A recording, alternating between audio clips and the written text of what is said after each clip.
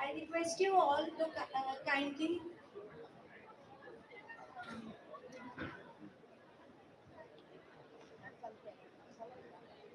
I request you all to kindly greet them with a big applause.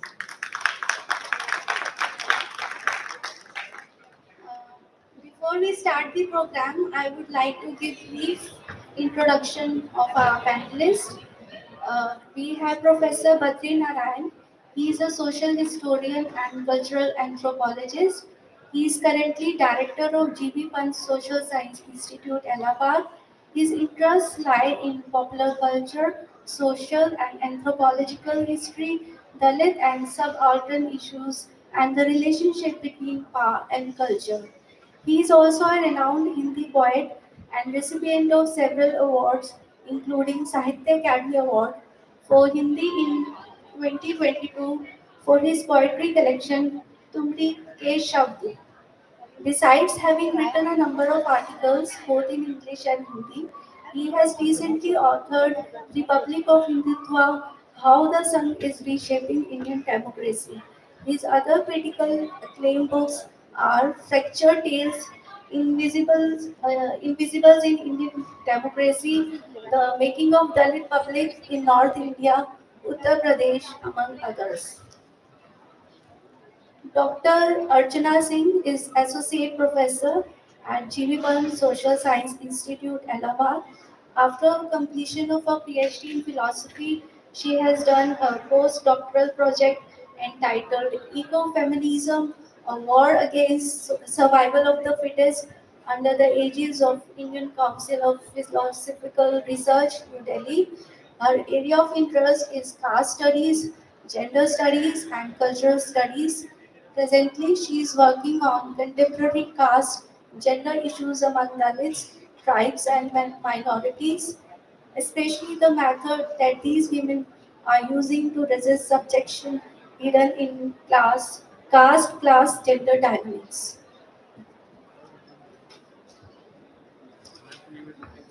Our third panelist, Dr. Pammi Dua, is Senior Professor of Economics and former Director of Delhi School of Economics. She was a member of the first Monetary Policy Committee of the Reserve Bank of India from 2016 to 2020. She earlier served as the President of Indian Econometric Society as editor of Indian Economic Review, a reputed journal of Delhi School of Economics for almost 2 decades. जो विदेशी मामलों की कूटनीति को न केवल her area of interest include business cycle analysis, microeconomics, time series econometrics, and forecasting. She has authored and co-authored several books including macroeconomics, methods, applications to economy, exchange rate policy, and modeling in India, among others.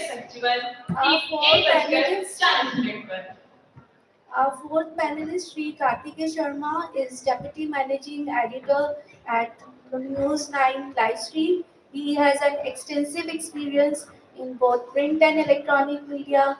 He started his career with the Asian Age as sub-editor in 1998. He has also worked with NDTV, The Week magazine, India Today, News 24, NewsX in various capacities. Sri Sharma has covered extensively various political parties of India and several significant events both in India and abroad, like parliament attack, tsunami in Japan, and bombing of Union Chancery in Kabul. He has also interviewed distinguished personalities. Now I request Professor Badri Narayan to share his views on the idea of creating intellectual heritage and its significance. Thank you. Thank you, Sureka, and we are really very thankful to NBT for organizing the panel on creating intellectual heritage. Actually, the way we have planned this session is we have four panelists, as Sureka has introduced to you, and these panelists will discuss various issues of the creating intellectual heritage. First of all, I will introduce the concept of the creating intellectual heritage. What is this concept? And then the entire volumes, what are there in the volumes, which are published by NPT and being sold in the various places. And then Hamid Waji will discuss about the financial inclusion issues, which Delhi University has coordinated and research on that. And then Karthikeya will discuss on the entire beneficiary notion and the issue of democracy, how it is linked with democracy. So first of all, I would like to tell you what is this creating intellectual heritage.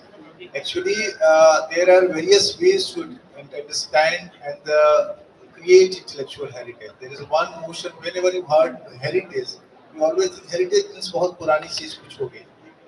Heritage चली आ रही होगी, like that.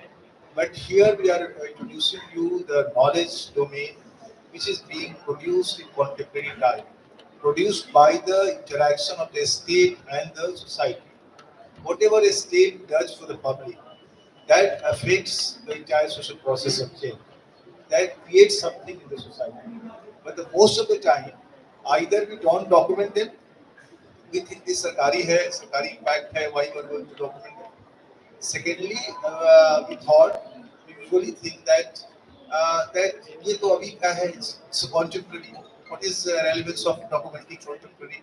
So that kind of things happen. But in this first time, I think I will not say first time, but this 2-3 years ago, various universities of central universities and IITs and IIM of the country work together to understand social changes, social impact of the various government policies which are being implemented at the grassroots level and what are their impacts. So there are various Garib Kalyan policies, various kinds of financial inclusion policies, the entire transportation, the safety transportation, Gati Shakti, IITs has also researched on this. IIM has worked on the entire process of the economic transactions and the new economic ecosystem which are emerging in India. So, with all kind of new researches and researches conducted by the central universities, IIT and IIM, by their very efficient professors, researchers, based on mostly secondary data. We couldn't touch the primary data in this research. These researches, these books has been appeared.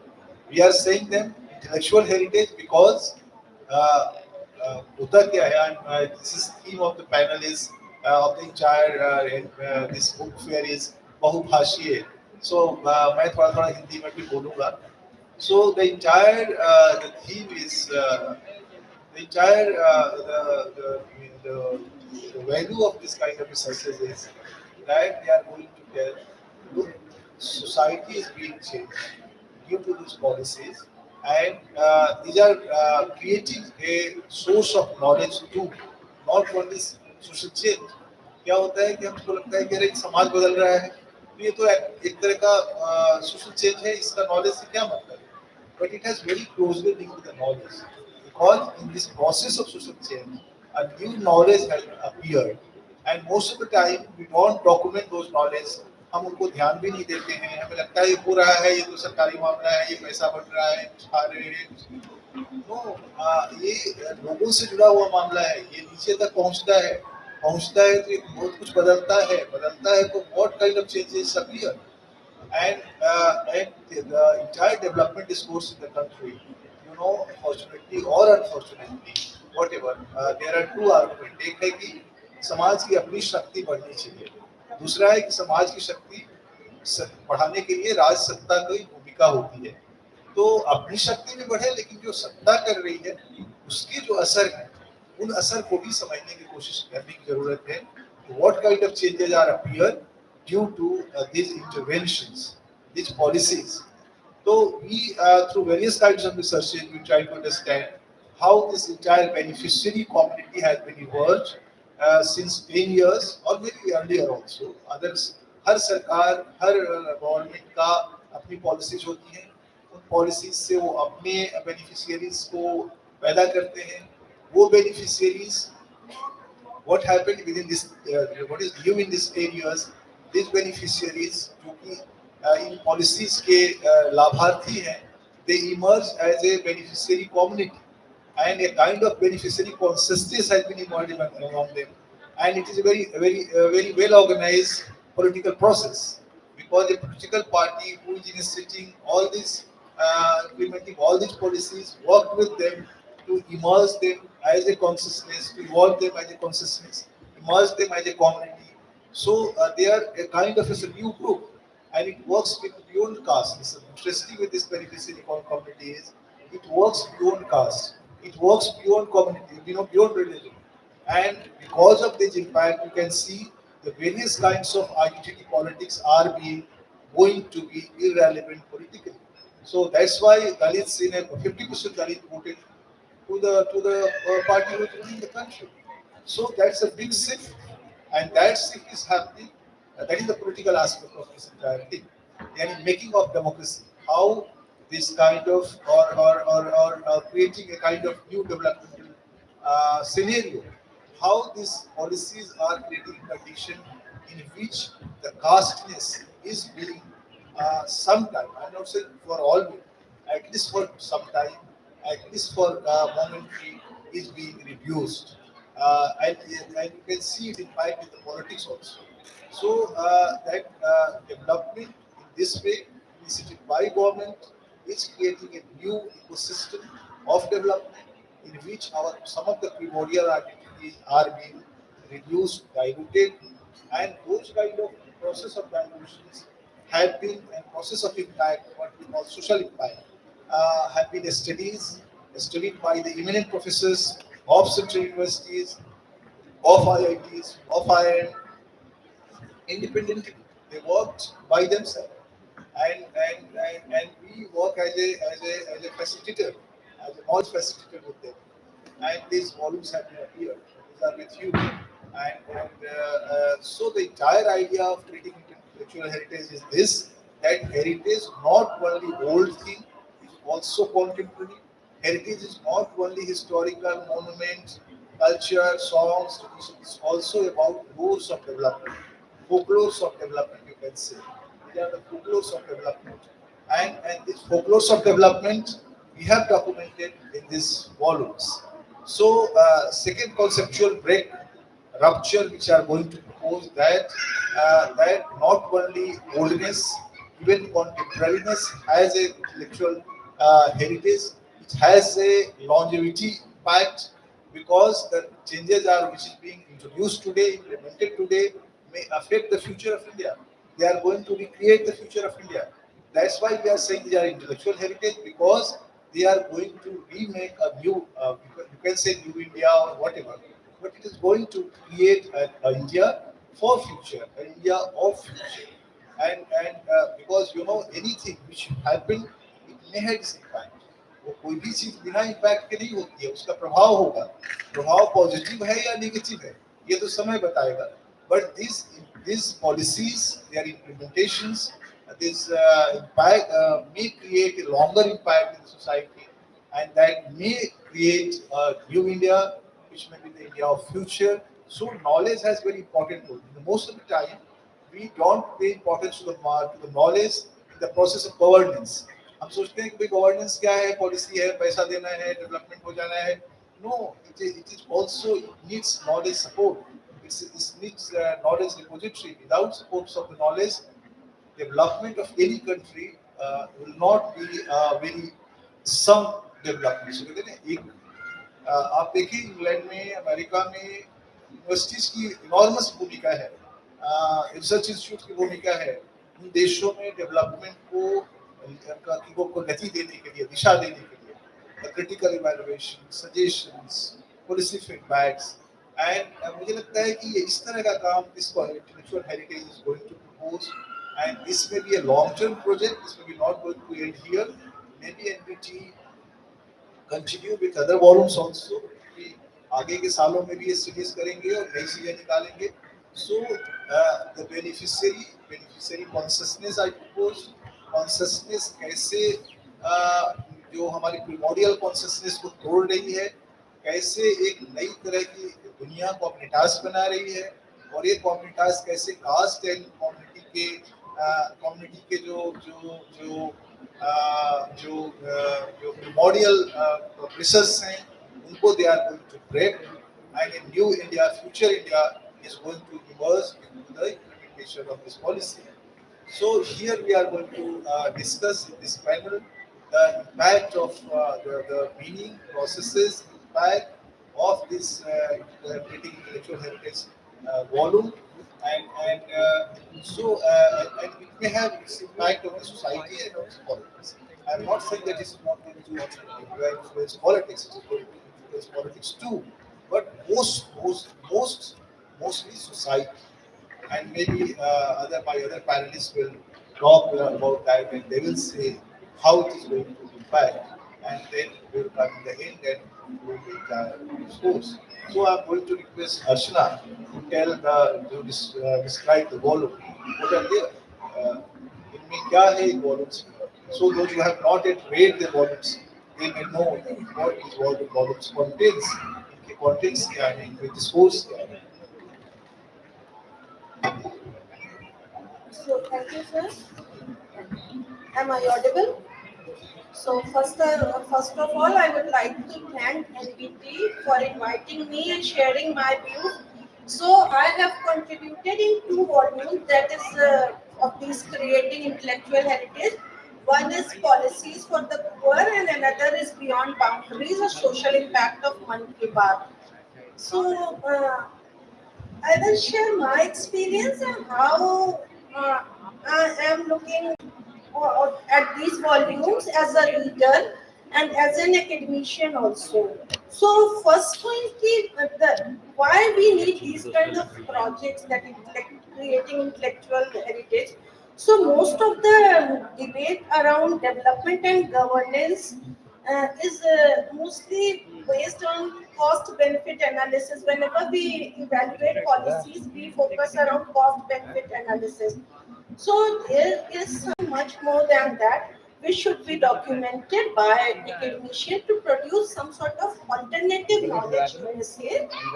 So this domain of this development and discourse and governance is mostly dominated by policy analysis. So we have to expand its horizon. So problem of policy analysis is mostly it moves around, as I have already said, that cost benefit analysis. It skips the processes, the aspiration of people, marginal voices, and even the real beneficiaries, how they feel. It mostly evolves around the numbers. So I think this is very important to document, because these kind of things are part and parcel of that documentation. So this should be part of that.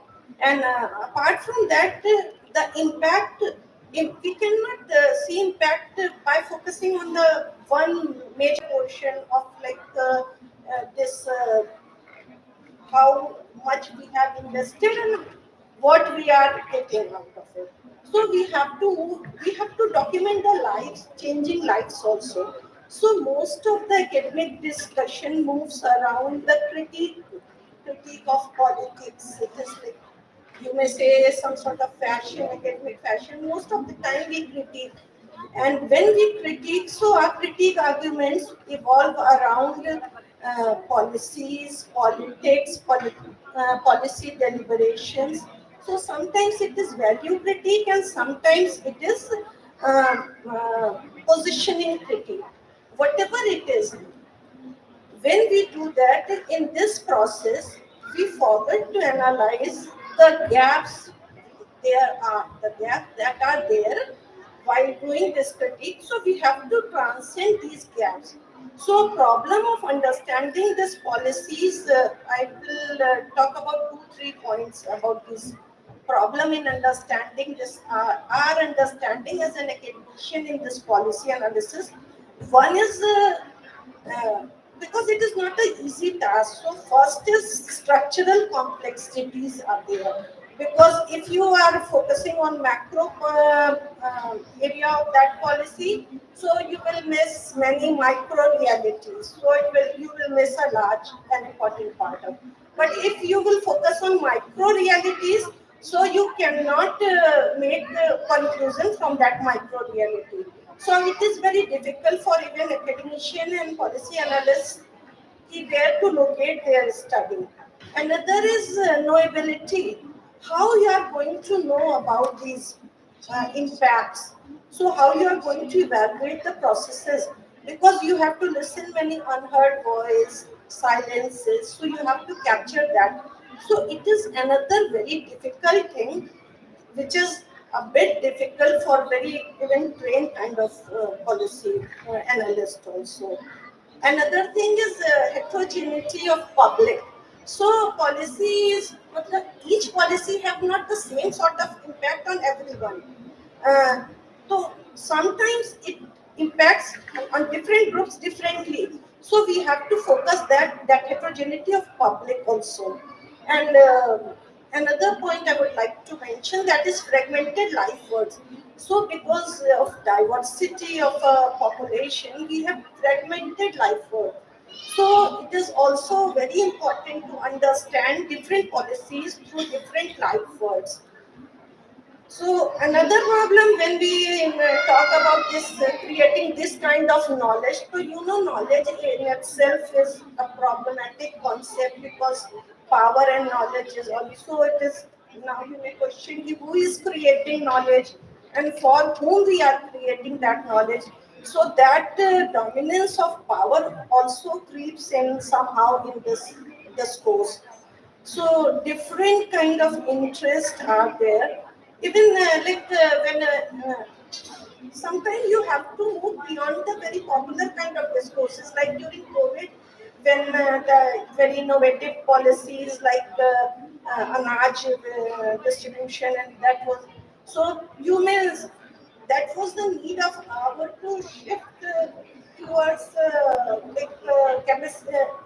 from capacity building to philanthropic approach. Though initially we have critiqued the philanthropic approach, this is against that capacity building.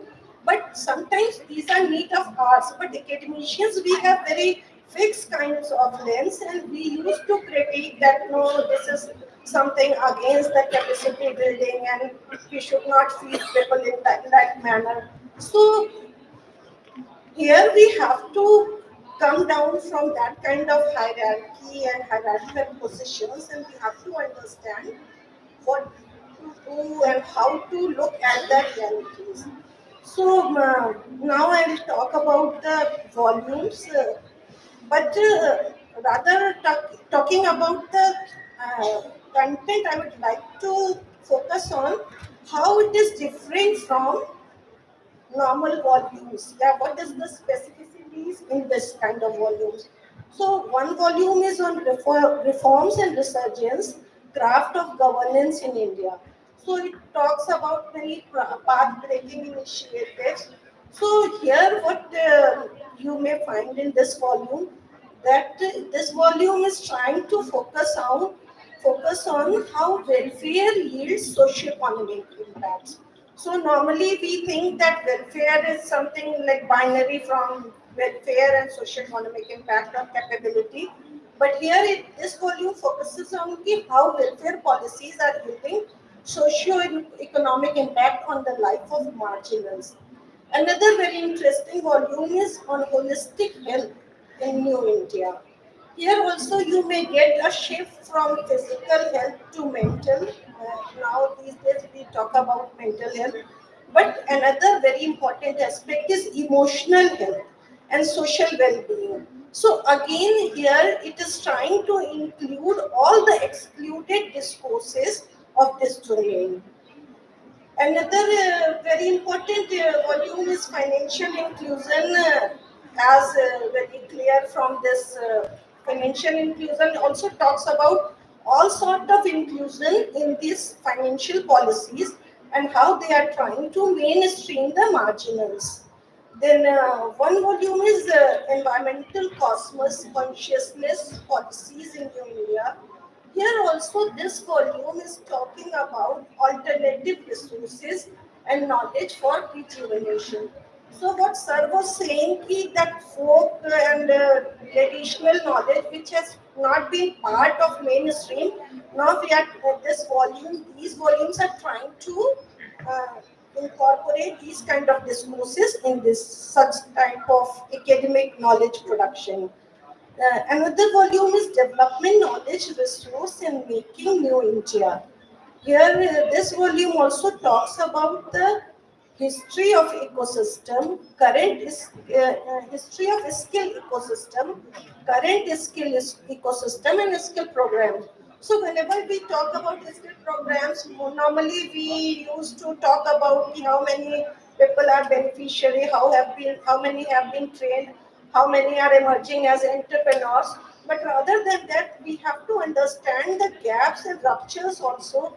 What was the history of the skill ecosystem in India, and how we are trying to make some sort of continuity and some sort of departure also from this kind of whole historical skill ecosystem. Another volume is renewable energy generation, and that is more focused on prospects of like all the traditional knowledge and practices. And one volume is towards Naya Bharat. This is study of infrastructure and impact of that infrastructure on community and development.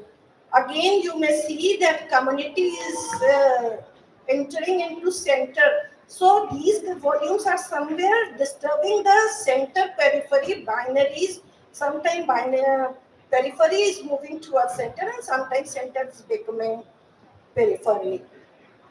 Another volume where I have also shared written a chapter, that is Beyond Boundaries, a study of social impact of Mann Ki Baat. In this volume, many contributors had talked about social and political awakening through Mann Ki Baat, subaltern consciousness, media, education, women, politics. So you may, when you go through these like articles, you'll find out that this volume is trying to showcase the shift of that monologue into dialogue and how it is very interactive. It's not only between like listener and speaker. It is much more than that. Sometimes like women in remote area, they are aspiring to listen their name, and because sometimes they came to know from because when I was working on this volume, so they told me कि sometime administration came and कि कल आपका नाम मन की बात में आएगा, and they were surprised कि ये मन की बात, they were not aware of कि what this मन की बात is. So this is a complete change now. Many women are dreaming for that कि हो सकता है किसी दिन मेरा नाम भी आ जाए. So from that kind of mainstream platform, if you will listen your name and if someone will celebrate the small practices you are doing for community, so this is some sort of change maker in their life. Another very important volume, this ninth volume is policies for the poor and marginals. Uh, Again, I have also contributed a chapter in that. So here, different authors have talked about PMFI, that is a very like inclusive kind of policy, PDS, all the transformative process done in PDS, potable drinking water, health and hygiene. I have written on Ujjwala. Here also, but if you'll go through this, especially this piece, you'll come to know how these all the authors are focusing on more on the how the aspirants are looking for some sort of dignified life. So inclusion is not only financial inclusion, it is much more than that. Is they are looking for dignified life, they are looking for some sort of respectful position, and when even the failures, because when as sir has already told, all the authors worked on the data given by the government departments. So even the failures, those we highlight most of the time. Whenever we highlight the failures, so failures may have some other reasons. Because why we highlight failures? Because we look from that the lens of cost benefit analysis. इतना लगाया और इतना मिला. Like Ujjwala, sometimes failures are due to some cultural reasons, and women who are earning, because they don't have their own choices. So power of, if they are getting that power of choice making, so they are shifting towards. So it is not only that policy. This is not a fragment. This is a whole, and we have to look at the whole process. So I think if you will go through this, so you will get a new kind of lens to understand the policy analysis, some new kind of a holistic piece where you have to move beyond the binaries, normally academic binaries created by the academicians. And I hope if you will go through that, you will get very interesting and new kind of analysis that is highlighting the changes in the life of the marginals. Thank you. Thank you, Archana.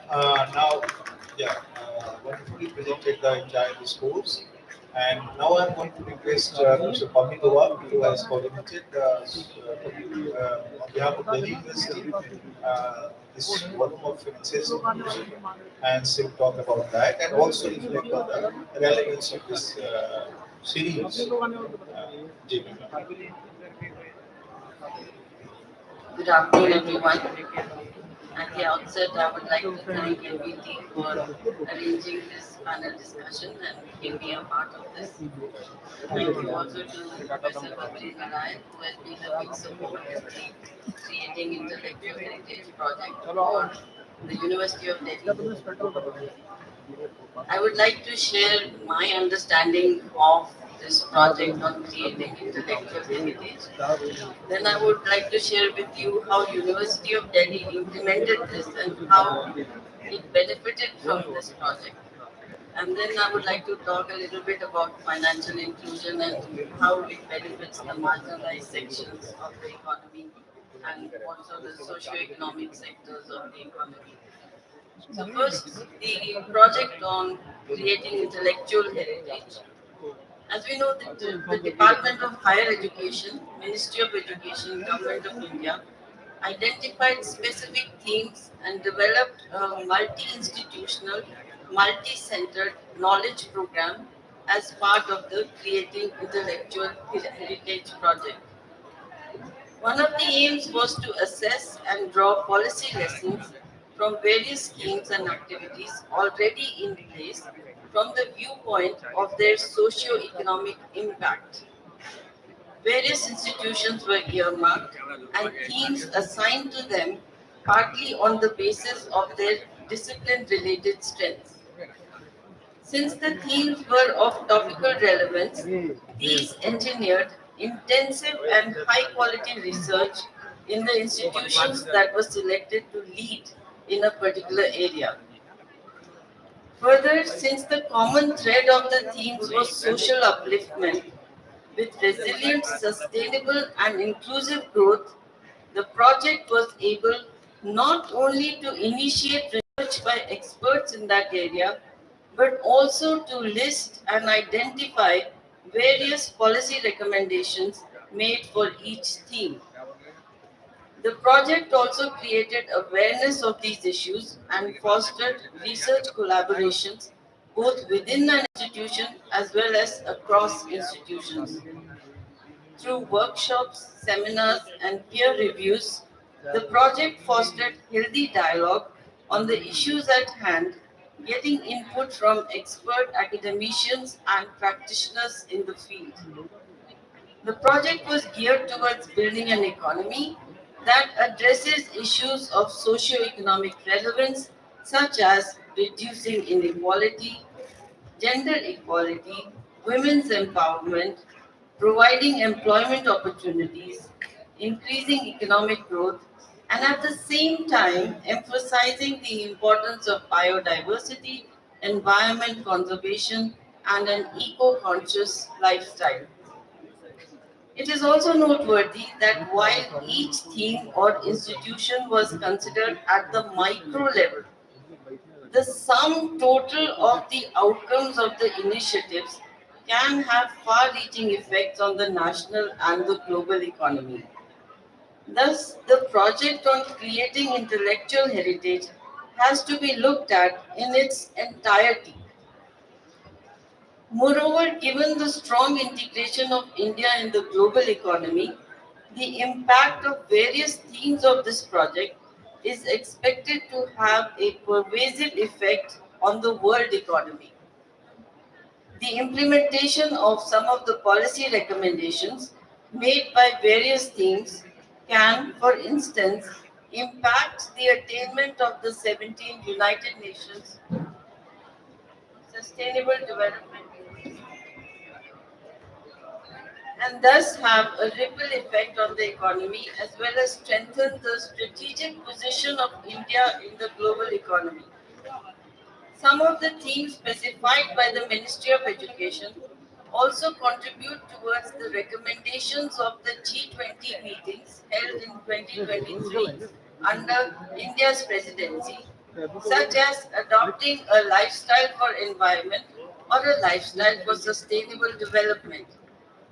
The G20 meetings also highlighted the importance of a robust digital public infrastructure and showcased India's model for the world to emulate. Thus, the project on creating intellectual heritage, initiated by the Ministry of Education, is highly commended for being diverse, topical, as well as futuristic.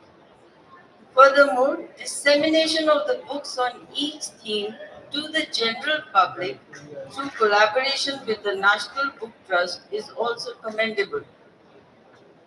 The success of the project on creating intellectual heritage also depends on its implementation at the level of the institution that is assigned a particular theme.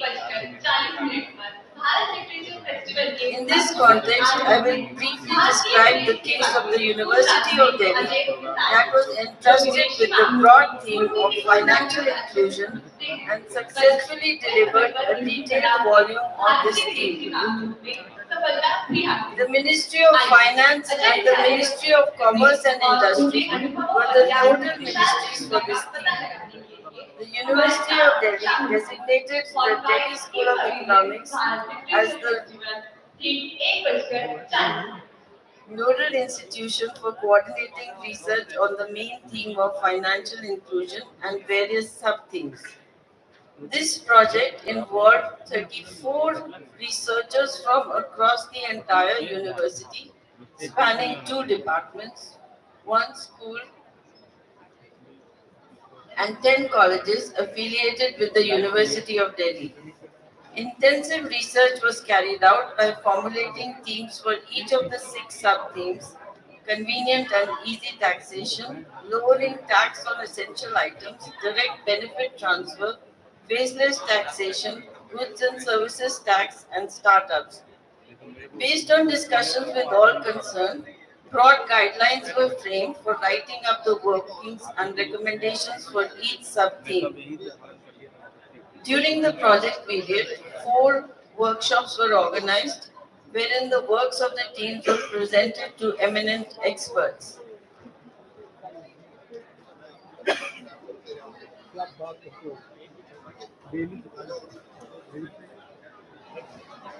It merits mention that the project involved teamwork and collaboration among faculty members and the administration of the university. Honorable Vice Chancellor Professor Yogesh Singh was actively involved in the progress of the theme that was entrusted to the Delhi School of Economics. The Director, South Campus, Professor S.P. Prakash, provided overall university-wide coordination to the research. Thus, research on financial inclusion as a part of the project on creating intellectual heritage was undertaken at the university with the involvement of academicians across its various institutions and senior administrators with continuous feedback from external experts. Now, I would just like to say, to summarize a few words about the theme.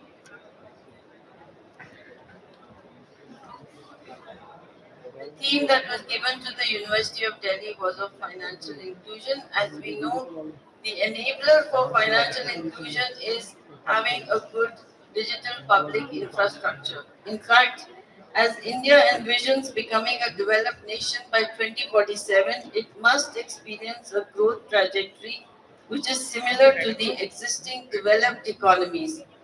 As also mentioned by Honorable Finance Minister while presenting the interim budget, a focused approach towards Vikasit Bharat by 2047 can be attained with continued emphasis on leveraging technology as the backbone of transformation. Therefore, a digital public infrastructure is very important for financial inclusion.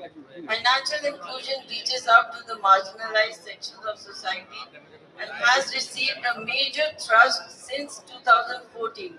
Before that, there were some schemes that were implemented for financial inclusion, but after that, there were a number of schemes that have touched the remote areas of India and also all vulnerable sections of society. Just to name a few before I conclude, how financial inclusion has affected the society.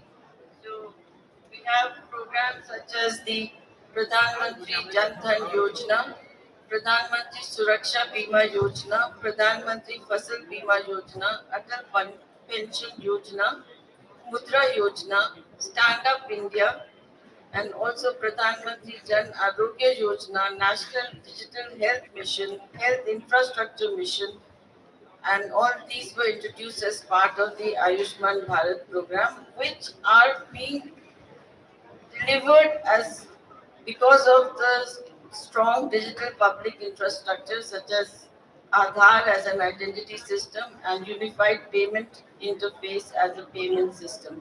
So I therefore thank the organizers for giving me the opportunity to summarize uh, my knowledge of financial inclusion and also how University of Delhi implemented this and how I understood the project that has been initiated by the Ministry of Education. Thank you. Thank you, Pamiji. Now I'll request Sri Kartikeya Sharma ji to reflect on the Indian heritage and entire its impact on democracy and the development.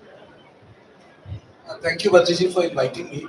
I think I'm the person with the least academic heft here, both in terms of teaching or being part of the academic process. But I've had my own learning in traveling this country and traveling the world. The conversation I had, I feel that in context of the creating intellectual heritage, there are three very important templates. The one I think you have already spoken, creation of new communities. And when we talk about creation of new communities, it is through developmental model, it is through, you can say the Labhati model, much contested journalistically. But what it does is, which to me, in a conversation I was having, it adds to the democratic process, it adds to the democratic heft. Because the popularity has been that most of the models make the communities, people, not work enough for the economic pursuit. The initial criticism Narega was that it hits at migration. If Narega continues like this, then you are holding the labor captive. Why would they like to work? Why would they like to travel to Punjab? Why would they like to travel to Karnataka?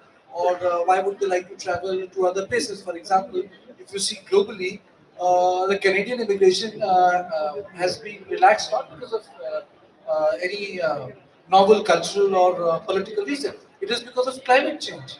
The northern parts of Canada are not witnessing snow. They need farming communities. And it is for this reason that you have great migration from India taking place.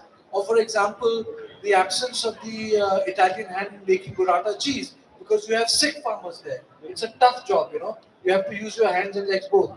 And the Italians don't want to do that. So it's complex. But coming back to it, I think a very important aspect of the developmental schemes. And before I do that, I think that this whole experience of creating intellectual heritage is, I think, novel. You know why, Bajraji? Because it takes conversation out of elite echo chambers. If you look at Swachh Bharat, or if you look at, and I wouldn't say that it started in 2014. I think the murmurs was there in the last 25 years to put out broadly these ideas in public domain. A lot of people who are here are not PhDs. Those who are actually coming here, not even MPhils, you don't require MPhils now, or not even MAs. But this decluttering of knowledge and taking them to the people, I think has been one very important aspect of Prime Minister Modi's initiative, which is public participation in policy, which is like Swachh Bharat. And in this, we have a conversation which is taking place on the policies of the government of India, which ideally would have been delegated to India Habitat Center or IIC, where 15 people would come, write a paper, and then no one would read it. At least it's much more democratic that way. Participatory because you have invited the comments from non-academicians. Open because I don't think that everyone is a student here or everyone is a PhD here. Maybe they are passerbys, but the conversation happening nearby is educative in nature. So it's democratic. So I think this democratization of this policy and people interaction is, I think, one significant contribution of Prime Minister Modi's tenure. But coming back to democracy, you see, the biggest danger in democracy is when the transfer of power is too expensive. And if you look at the Trump's campaign in America, the American carnage, it's about transfer of power. It's too expensive. Expensive not in terms of money, but expensive in terms of retribution and your inability to participate in the power processes. So it's expensive. India, it is not so. And I think these social welfare policies have played an important role. Because whatever happens, no alternative government will come and say we'll discontinue this. So the politics is not organized around removal of benefits. You have competition towards the benefits. So you don't have circle of violence whereby a section gets attested to a public policy saying that if there is a change in the government, both at the center or at the level of state, then you might withdraw the policy. The only exception to this has been the pension. Only exception to this is the new pension policy, old pension policy. There has been no other exception to any affirmative actions, reservation, improvement of marginal section, they get continued. So in process, they actually help you restore democracy. Because these are not on the basis of, as Professor said, caste, community. They are on the basis of need. Ujjwala was on basis of need. Or for example, when Prime Minister spoke about creating toilets for women, it was not on basis of caste, it was basis on need. So need creates new constituencies. So I would say that India as a post-colonial country with a fair share, with a very respectable, barring emergency imposed by Indira Gandhi, our transfer of power has been peaceful. And I think that's the biggest success of India. Because if you look at your neighborhood, you have Pakistan, you have Bangladesh, you have Nepal, you have Sri Lanka, you have Myanmar, you have China, you have Afghanistan, you have got Maldives. Not many people know that the Maldives is a small nation and the highest percentage of people to ISIS came from Maldives. In that, it is an ocean of democracy, competing visions of democracy. So, in that context, these policies have played a very important role. And in conclusion, I would say that these are not only linked with economic emancipation, social upliftment, they have helped perpetuate, percolate, restore, flourish democratic values and processes. Because you can always, democracy is not about vote, democracy is also about not getting something which is promised to you. So you can always go back. As Ambedkar used to say, democracy starts with vote. What the projects we are talking about are extensions of it. I think it requires a different session because Ambedkar's context of democracy rested uh, more on fraternity and dignity than just on liberty and vote. But that's a different occasion to talk about it. But in the end, I would say that we have to imagine these policies and intellectual heritage also in context of democracies and political value they perpetuate. Thank you. Thank you, our panelists, and you must have heard that origin of these social policies, their impacts on democracy, on development, on financial inclusion, on mobility, on transportation, so various levels and their society are going to be impacted by these policies. They are also going to evolve a very strong democracy in India, democracy of India, and these are being well researched volume by various central universities, IITs, IIM, by very efficient professors, researchers. So here they are going to begin a new discourse, a new development discourse in the arena of academics and also for the public, because NVP is a public publisher. So the books are being available for the public, the entire community. Knowledge for public, knowledge is not only for academics, and this kind of efforts are going to create a synergy between the state, between the academic institutions, public, and all the stakeholders together. So here we are going to end the discussion. Now I'll request Rekha to give vote of thanks, and then we will finish this session, this session, but with a commitment that we will continue this kind of research explorations and knowledge explorations for the future. Thank you, sir. On behalf of National Book Trust India, I would like to thank our panelists for such an engaging discussion and also to our audience present here. Thank you.